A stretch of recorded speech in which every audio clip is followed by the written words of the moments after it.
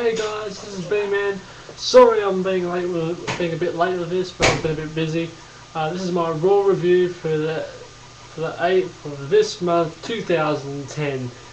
First of all, we had Bret Hart coming out. Bret Hart doing a good face promo in my opinion. It was alright. Saying that he's been training really hard for 2 weeks and everything else to find out that his team's falling apart, and then he says he actually backed Chris Jericho and Edge to be on the team, and he demands that Chris Jericho and Edge come out and explain themselves. Jericho comes out and Bret starts talking to him, saying, I'll put my reputation on the line for you and everything else, and this is how I get paid and everything else.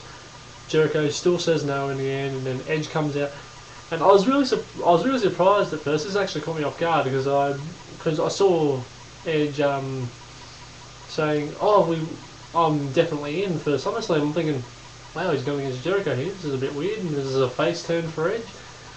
But then no, of course, as soon as he shakes Bret Hart's hand, he goes to kick him in the gut, but Bret Hart goes for the sharpshooter. Jericho comes in, thumbs the eye, they quickly both walk away. Then Natalia comes in, starts bawling her eyes out, and you're wondering why, and then you see it up on the Titantron, Nexus doing what Nexus does best, beating up Raw superstars in the back. In this case it was the Hart Dynasty, and then Barrett doing a heel promo saying, it's just not your night, Bret, and you can forget about these guys being on your team and everything else. But yeah, anyways, then we get to our first match of the night. It's The Miz versus Everborn.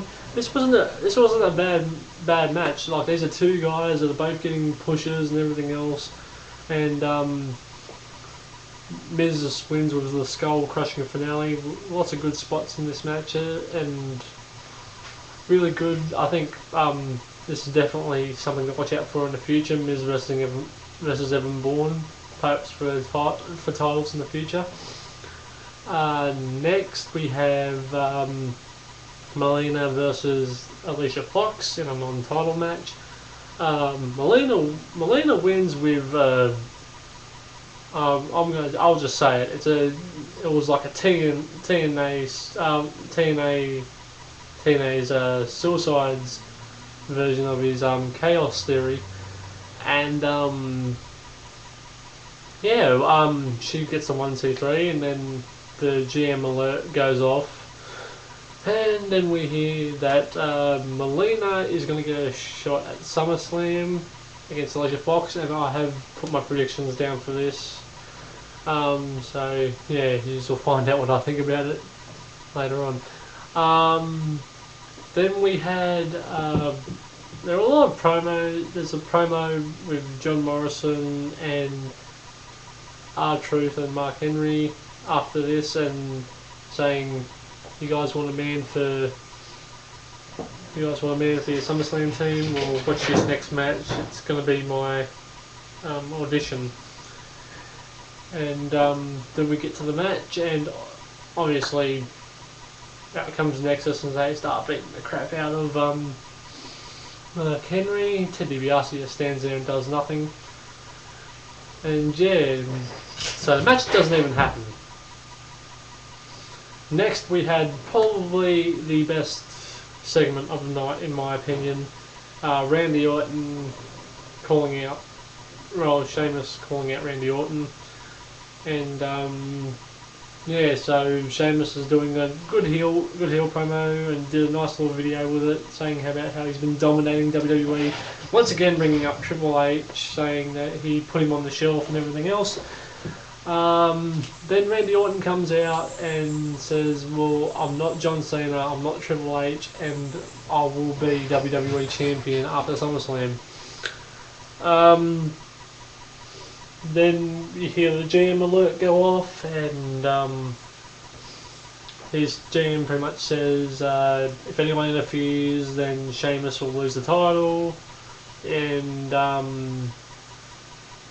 if Sheamus wants to do something, he agrees with Randy. If Sheamus wants to do something about it, right now.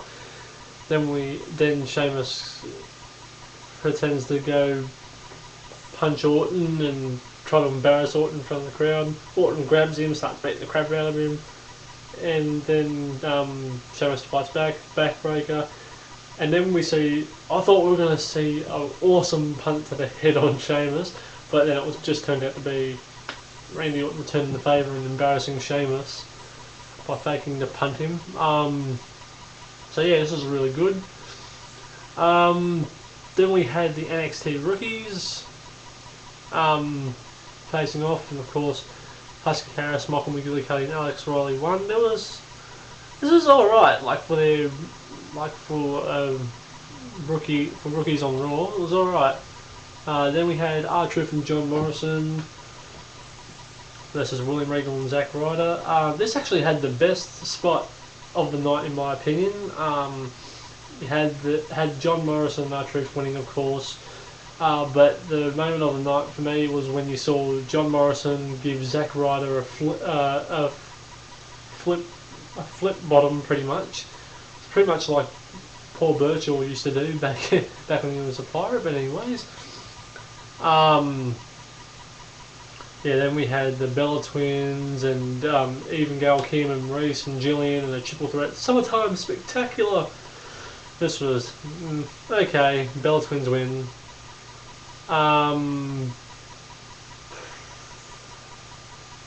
Then we had, of course, Nexus ambushing Great Khali, because Khali was supposed to verse Wade Barrett. I wouldn't have minded seeing that match, but of course Khali had already had an injury, so obviously this was a spot that had to be done.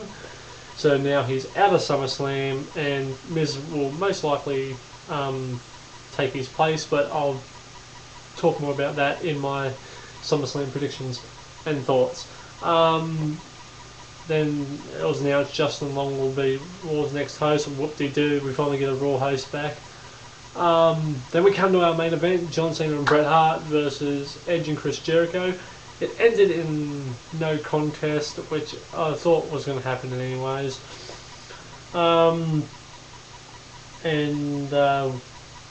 We see the Nexus boys all come and start beating up Jericho, and then all of a sudden Jericho and Edge escape, and Bret and Cena are left in the ring, and the Nexus guys are going up there and getting ready to go, and John Morrison and R-Truth come out, and then you see Edge and Jericho walking up the ramp and walking away, and then you see Edge sort of talking to Jericho saying, well, you don't really hear what he's saying, but obviously he's pretty much saying, well, we've got really no choice, do we? We've got to go help them. Then they run down and get in there. Then it's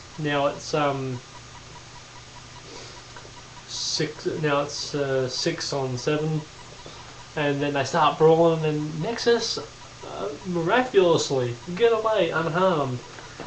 This is what I'm talking about with this stupid stuff. Like, Nexus come out week after week after week, and they beat up WWE superstars, but you never see a Nexus guy get his ass whooped, except for Darren Young that one time, but apparently he didn't even get that much hurt.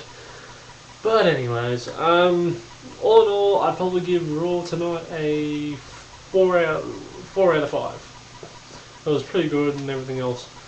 Alright guys, do check out my SummerSlam predictions, and I will catch up with you next time. Alright, thanks guys, bye.